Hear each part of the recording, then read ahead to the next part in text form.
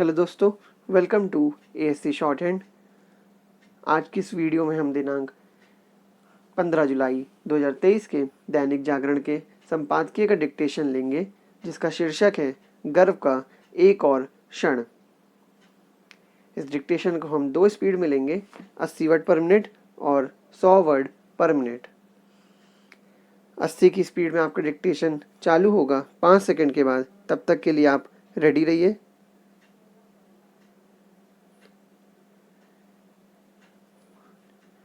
Start.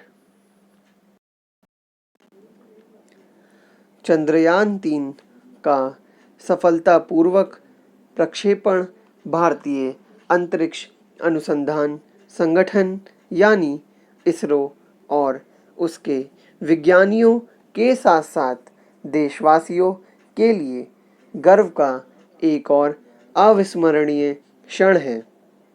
ISRO ने एक बार फिर देश के साथ दुनिया का ध्यान अपनी ओर खींचा और अपनी प्रतिष्ठा में 4 चांद लगाए। तीसरे चंद्रयान के सफल प्रक्षेपण के रूप में अभी पहली और प्रारंभिक सफलता प्राप्त हुई है। इस यान की आगे की यात्रा चुनौतीपूर्ण और जटिल है, लेकिन यह आशा की जाती है कि इस बार हमारा चंद्रयान सभी चुनौतियों का सामना करते हुए गंतव्य तक पहुंचेगा और भारत का मान बढ़ाने के साथ विश्व को चमत्कृत करेगा। इस आशा का कारण यह है कि इसरो के विज्ञानियों ने चंद्रयान-2 अभियान की आंशिक विफलता से हार नहीं मानी और उससे सीख लेते हुए इस नए अभियान में ऐसे परिवर्तन किए जिससे वांछित परिणाम प्राप्त होने की आशा बढ़ गई है। इस आशा का एक कारण इसरो की ओर से अब तक हासिल की गई वे सफलताएं भी हैं जो मिसाल बन चुकी हैं।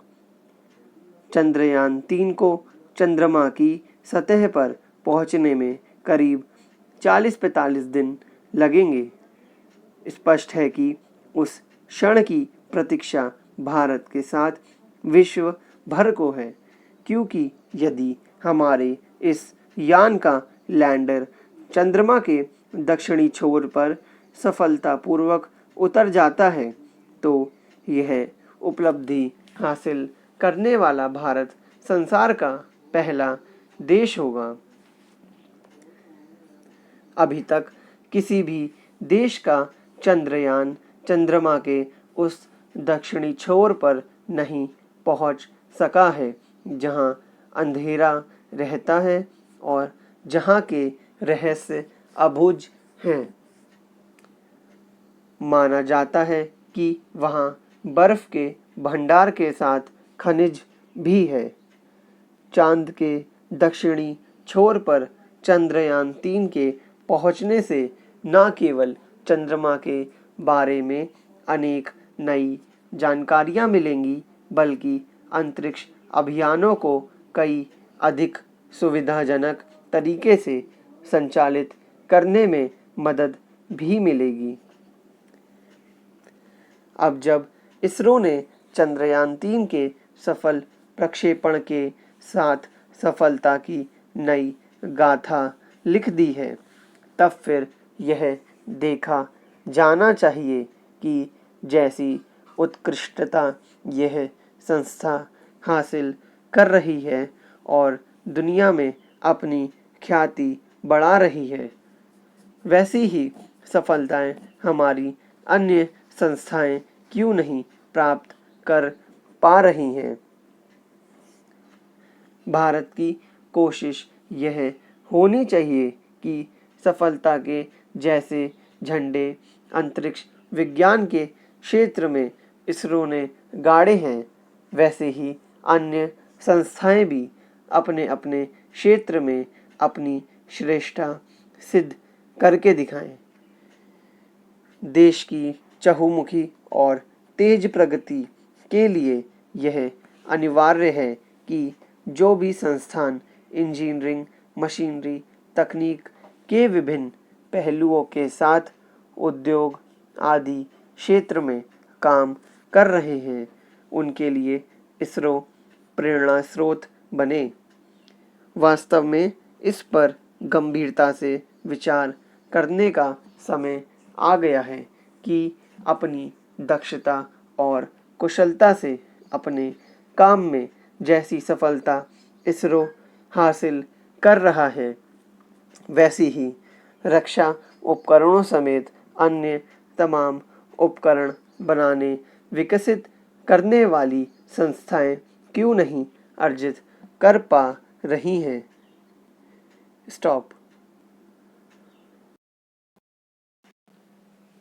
दोस्तों, इसी डिक्टेशन को अब हम 100 वर्ड पर मिनट की स्पीड से लेंगे और आपका समय चालू होगा 5 सेकंड के बाद। तब तक के लिए आप रेडी रहिए।